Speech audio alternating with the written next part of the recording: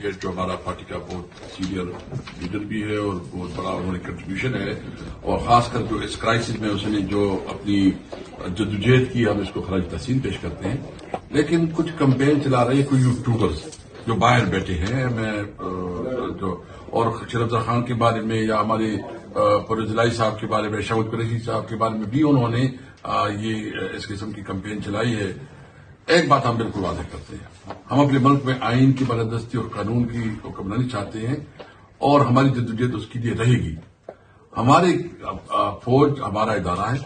ہم نے کبھی بھی فوج کے خلاف بات نہیں کی، اور جو عمران خان کا نیریٹو ہوتا ہے ہمیشہ اس نے جو ہے نا یہ بات کی ہے کہ ملک بھی میرا ہے اور فوج بھی میری ہے۔ تو یہ جو اس قسم کی کمپین چلا رہے ہیں اور پھر جو ہے نا یہ تاثر دے رہے ہیں کہ کوئی یہ کیوں کہہ رہے ہیں، ہم نے اپنے نیریٹو کے تحت ہم سمجھتے ہیں کہ جو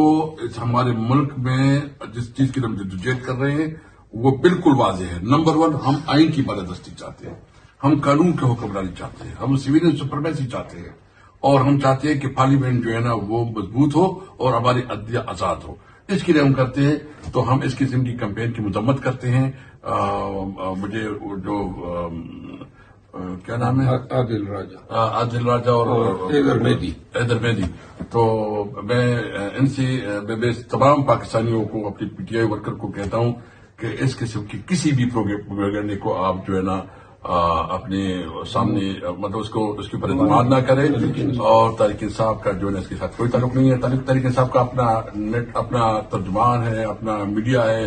اس کا نیریٹو جو ہے نا وہ پی ٹی آئی کے نیریٹو کو سمجھا جائے۔